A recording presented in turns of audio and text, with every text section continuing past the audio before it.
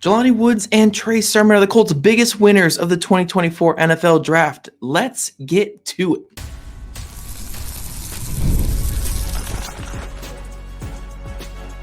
You are Locked On Colts, your daily Indianapolis Colts podcast. Part of the Locked On Podcast Network, your team every day.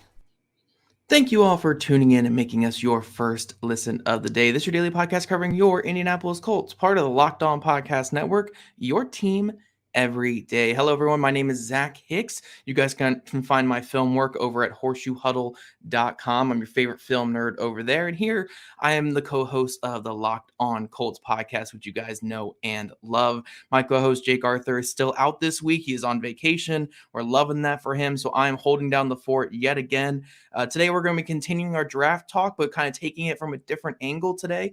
We're going to kick off today's show by talking all about the Colts in-house winners of the 2024 NFL Draft. And then we're going to really discuss this undrafted free agent class in detail, talk about every player the Colts announced that they had signed. Only 7 players this year, so nothing too crazy.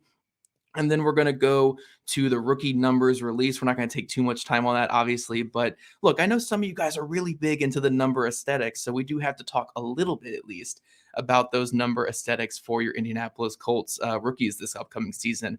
But let's kick off today's show by talking about the Colts in-house biggest winners from this past draft class. You know, there was a lot of talk in the pre-draft cycle about different ways the Colts could have gone in this upcoming draft or this past draft, but they ended up going with a pass rusher in round 1, pass catcher and a wide receiver in round 2, and then they really went after the offensive line depth in the next 2 rounds there. So I think one of the biggest winners when you look at just that group of players they took right there at the beginning of the draft is Jelani Woods and just the rest of the Colts tight end room. There was a lot of things linking the Colts to star tight end prospect Brock Bowers in this cycle. I know a lot of us, including us here on this show, were really pounding the table saying, you know what, go get Brock Bowers. He's the perfect fit for this offense. He would really push this offense over the top. And unfortunately, he didn't fall to the Colts at pick 15. Now, we're still happy with Leatu Latu and A.D. Mitchell. Like, we can't complain whatsoever about those picks. But because Brock Bowers just ended up falling only to 13 instead of 15, and he's just not an Indianapolis Colt right now, it really comes down to Jelani Woods this next season to hold down that top tight end role. Obviously, there are other players that come into play, like Will Mallory had a great final stretch of last season and really fits that Shane Steichen archetype at the position. Drew Ogletree had a good season as a run blocker. Mo Alie-Cox will always forever be on this team, I guess. Like, he's always just going to be in it. And Kylan Granson's the team's best separator at the position. So they have a lot of capable players at tight end, maybe not any star players. And that's where Jelani Woods really needs to take hold of that position this offseason. He really needs to continue to build off of what he did as a rookie and really establish himself as that top guy. He had 312 yards and 3 touchdowns as a rookie 2 years ago, missed all of last season due to an injury that he re-aggravated halfway through the season, again, which caused him to miss the entire year. So Jelani Woods, I mean, it's a big offseason for him. It's even bigger now because the Colts didn't select the tight end in this class. Heck, the one tight end that they did sign after the draft, their undrafted free agent tight end, they're moving him to running back. So it really is just Jelani Woods and the guys that they went into camp with last year. So it really comes down to Jelani Woods building off of what he did as a rookie, bouncing back from the injury that caused him to miss all of last season, and establishing himself as that top tight end. But not having Brock Bowers in that room or Ben Sinnott even in day 2 really helps him and establishes him as a winner going into this offseason because now he has that chance to prove himself in the offense. Another offensive player I really want to highlight here is running back Trey Sermon. So running back Trey Sermon was the Colts' 3rd running back last season, 3rd or 4th running back, however you really want to see it there. He only had like 150 yards rushing on the season, so it really wasn't a ton of production that he got, but 4.6 yards per carry as that 3rd back who filled in for Zach Moss at times, for Jonathan Taylor at times. Looked good running the ball, but didn't really get that chance to shine as like a number 2 option in this offense. Now he's going into this offseason as the, de facto RB2 for this team. Now, Evan Hull could push him, Tyler Goodson could push him, and some of these undrafted guys that we like could push him a little bit, but the Colts not taking a running back in this draft kind of established, kind of set the runway for Trey Sermon to take that position and run with it this year. I mean, the Colts RB2 position in the last couple of seasons has not been a small role in this offense. It's been a pretty major point for this team. And you look at last year, Zach Moss had nearly 1,000 yards last year. He had over 800 yards rushing, really established himself as a guy because the starter went down. And that RB2 role ended up being really vital. I mean, you go back to the days of Nyheim Hines and Jordan Wilkins. Those guys got a lot of run as the RB2 or RB3 even in this Colts offense, even if they're behind a player who's rushing for 1,000 yards like Jonathan Taylor or Marlon Mack. So the Colts RB2 job is a pretty important one. It always has been an important one, at least in my time covering the Colts since 2018. So Trey Sermon really has a chance this offseason to establish himself as that guy. And look, if he can do what Zach Moss did last year, even maybe to like a little bit of a lesser degree, he can earn himself a nice little payday going into the next offseason. So huge winner was Trey Sermon. He gets that chance to show that he can win an RB2 job and really solidify himself behind Jonathan Taylor with a key role in this offense. So I think Trey Sermon has to be happy with the fact that the Colts didn't go after like a Tyrone Tracy or those type of guys on day 3. And he gets to roll into camp as the veteran guy who has more experience with Shane Steichen, who had a little bit of production last year too. Again, 4.6 yards per carry last year. So Trey Sermon has really solidified himself, at least going into camp, as the Colts RB2 because they didn't spend a draft pick on a younger guy in this past class. Going to the defense side of the ball, though, I think the biggest winners on that side have to be all the players in the secondary, all the returning players in the secondary from corner to safety. Those players that are on the roster currently were massive winners from this draft class because, we all highlighted, the Colts need to get another corner in here. They need another safety in here. There's guys in the top 50 or the top 100 they could really target to really push the guys that are currently on the roster and maybe supplant them as starters. When we look at the results, though, of this past draft for the Colts, the only defensive backs they took were one in late round 5 and one in early round 6, and Mika Abraham in round 6 and Jalen Simpson there in round 5. And it looks like both those guys are going to be corners and they could be nickel corners. They could be outside corners. We don't really know exactly what the plan is for those guys. But I think when you're looking at players like Jalen Jones and Darrell Baker Jr. and Daniel Scott, obviously coming back off his injury from last year, Rodney Thomas, I think it's a big one. These guys were massive winners from this draft class because they're not really getting a serious push. Like, don't get me wrong, Mika Abraham and Jalen Simpson are good players. I'm excited for them. It's going to be fun to see them in camp. And I think they can really push these guys a little bit, but it's not the same push as like a Quinyon Mitchell would have been, or the same push as a veteran in free agency, which is still an option. Like the Colts could still go that route, but it's not as much of a push as those options would have been. So those players, as of right now, have a chance to really solidify themselves in camp, maybe which a chance they wouldn't have had if a Quinyon Mitchell type would have been taken early in the draft. So Darrell Baker Jr. has a better chance now than what we would have thought going into the draft. Jalen Jones looks like the de facto outside starter alongside Julius Brents. That's a huge thing for him because, again, going into the draft, maybe we didn't expect that. So Jalen Jones really has a chance to solidify himself as the second outside starter. And then you got guys like Daniel Scott and Rodney Thomas, who maybe would have been on the roster bubble if the Colts added another safety in this draft class.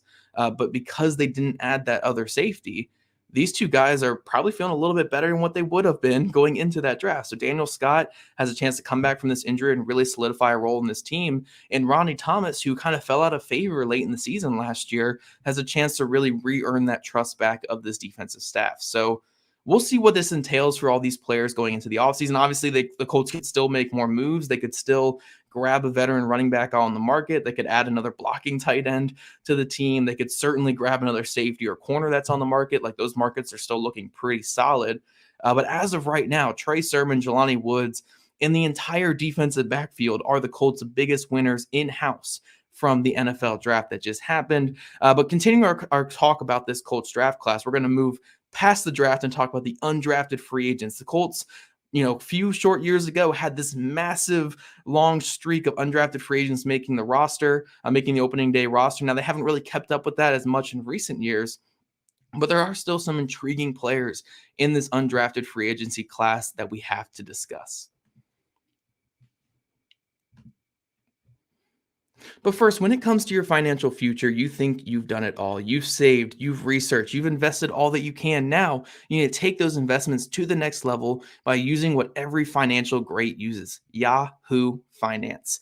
They are the #1 finance destination, producing a holistic look at the financial news cycle, including breaking news, original editorial perspectives, analyst ratings, independent research, customizable charts, and so much more. Securely link your brokerage accounts for a unified view of your wealth, including 401k and other investments. A comprehensive perspective is what sets apart great investors. And it's how Yahoo Finance ensures that you have the insight to look at your wealth in its entirety.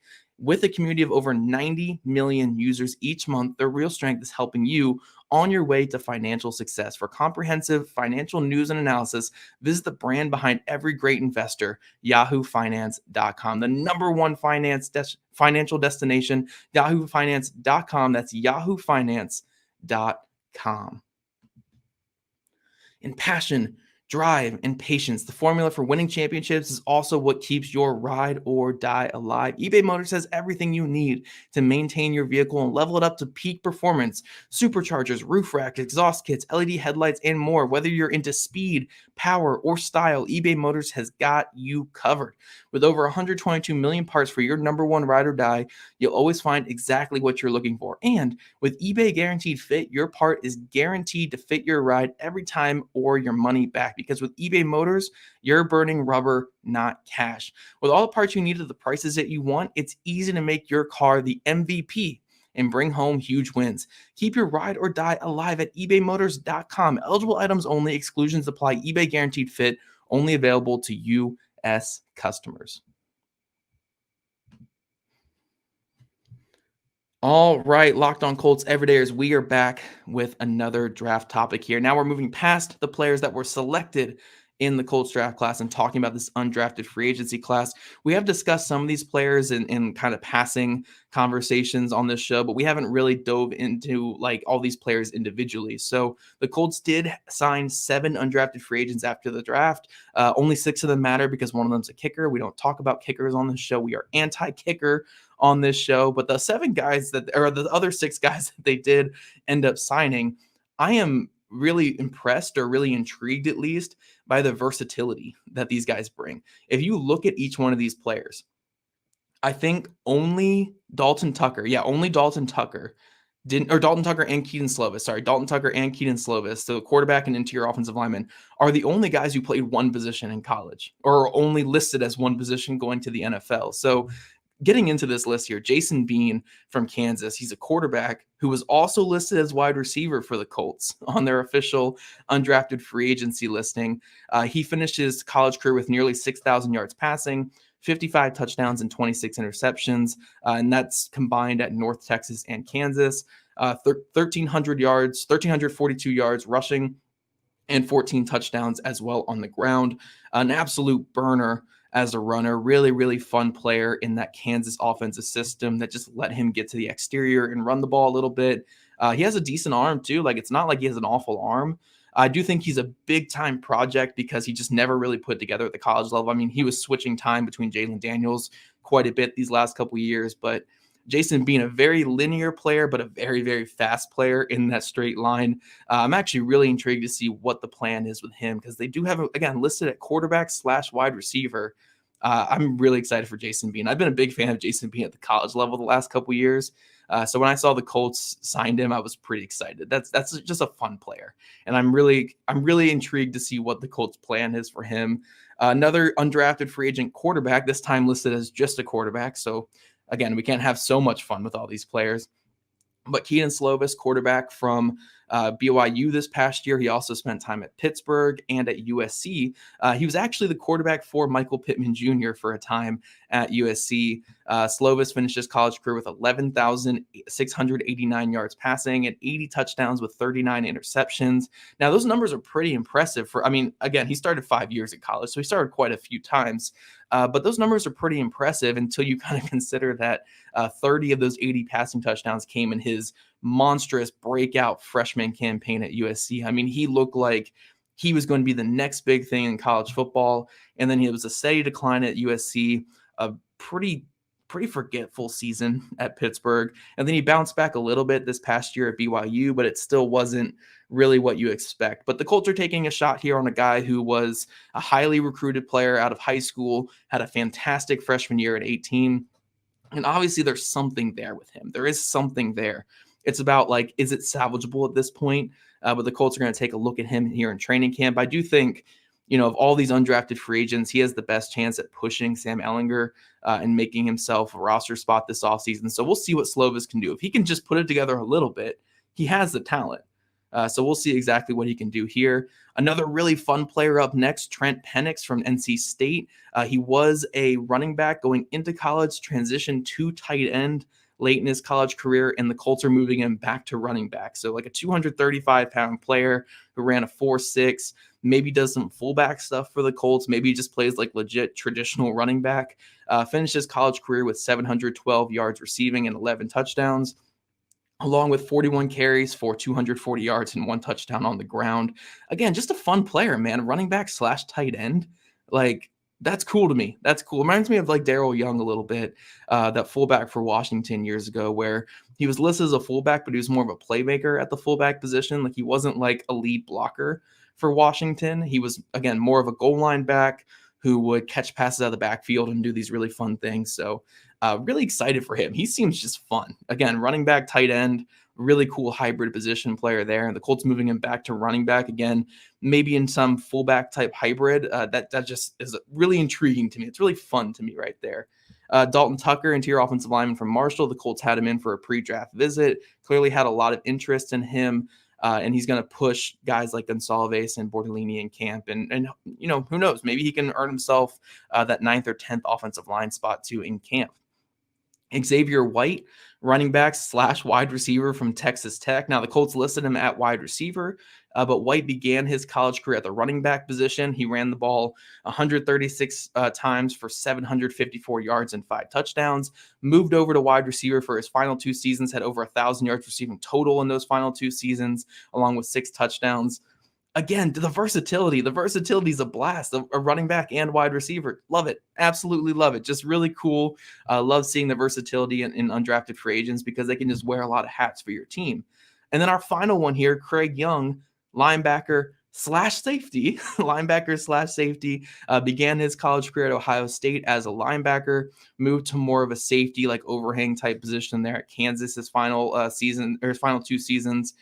Finished his college career with 124 tackles, 6 sacks, and 3 interceptions. But I think we know the theme of this undrafted class where, look, it's not quantity. It's not a ton of guys coming in, but the couple guys they do have bringing in, really cool projects that have a lot of experience doing different things at the college level. Now, what are the Colts going to do with each of these guys? It's just going to be fascinating to me. Like, are they going to keep them at their positions they have them listed at currently? Are they going to move them and stick them at a different position? Do they have, plans for them on the practice squad or something, and they can just do a lot of things for the scout team?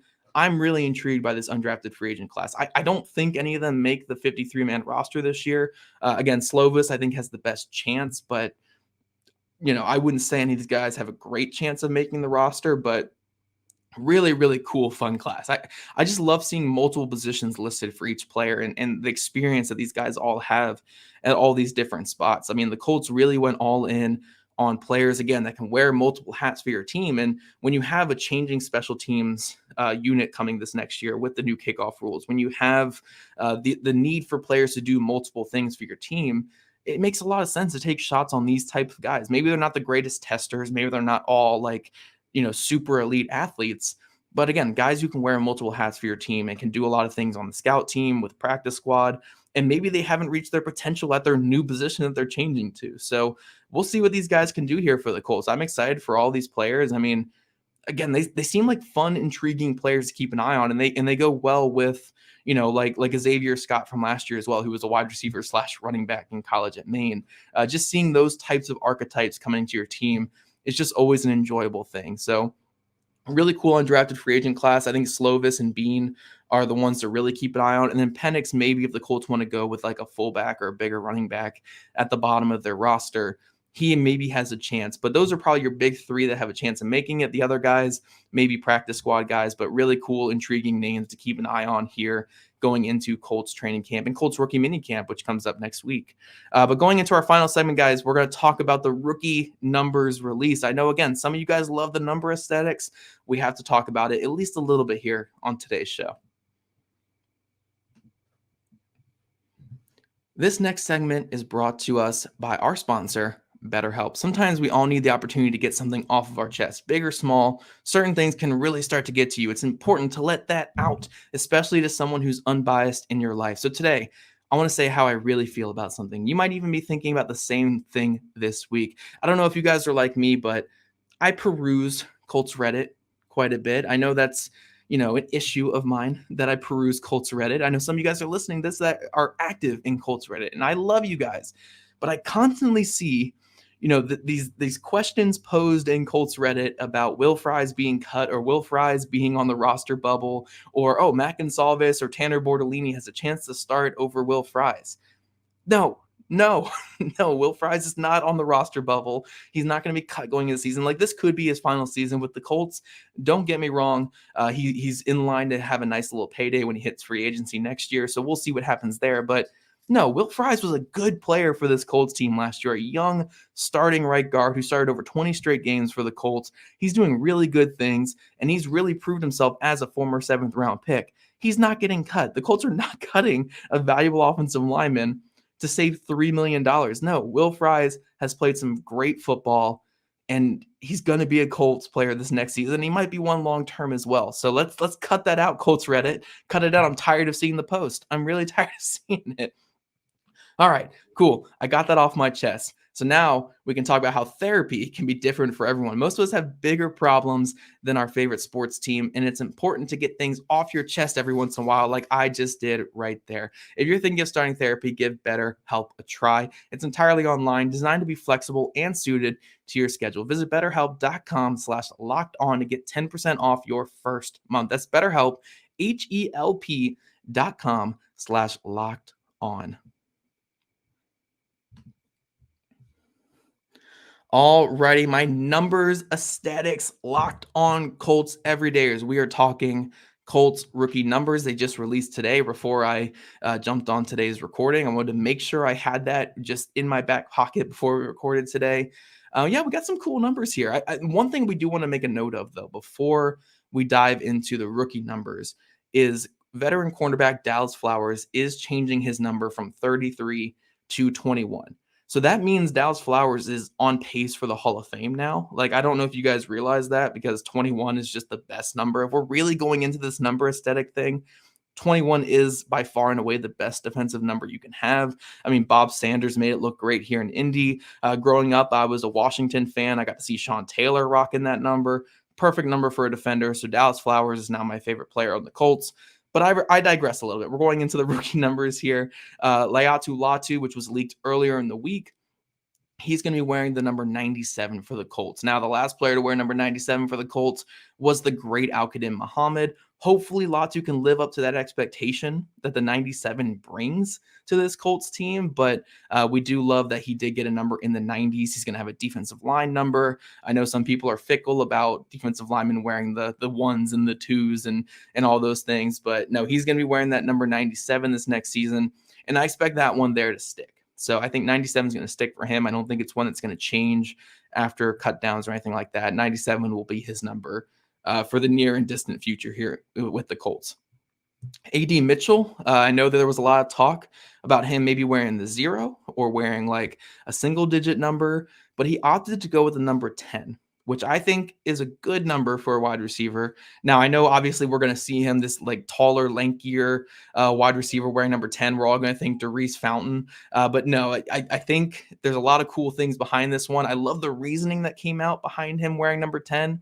Stephen Holder of ESPN did say that was the number of wide receivers that was taken before him in this draft. So again, you just love that added motivation that comes behind a number. So number 10 for A.D. Mitchell, I would give it like an 8 out of 10. And then when you hear the reasoning behind it, it bumps it up to a 10 out of 10. So lucky number 10 right there with A.D. Mitchell. Offensive lineman Mac Salvis, number 71. Very good number for an offensive lineman. Anything in the 70s is really solid for an offensive lineman. Can't complain whatsoever there. Center Tanner Bortolini's me wearing number 60. Solid number. Again, can't complain whatsoever. 60 is a good one there for center. I'm not the hugest on number aesthetics, but I do like those offensive lineman ones there. Wide receiver Anthony Gold, the player who I thought could have best embodied the number 0, unfortunately chose number 6. I mean, 6 is solid, but I'm a big fan of the Agent Zero number. I grew up a Washington Wizards fan. I got to see Gilbert Arenas a ton in basketball, and I just love that number 0 aesthetic. And I'm very sad that the Colts still don't have someone wearing that 0. But Anthony Gould, he's going to be wearing number 6 to really just embody the taking over Isaiah McKenzie's role in this offense. So Anthony Gould, he's going to be wearing number 6. Again, solid number. I wanted the 0 selfishly, but 6 is cool. Linebacker Jalen Carley's wearing number 57. Good linebacker number. Can't complain there.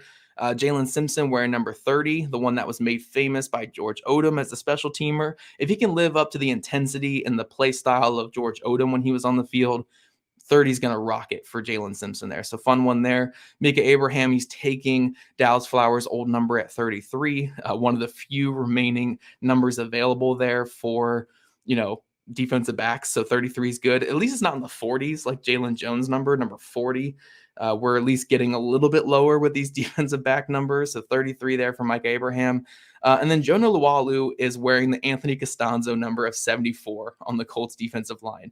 Now, part of this was because the Colts just simply did not have any numbers in the 90s still available. 74 might have been their highest number available here for him. So that's what he kind of got stuck with.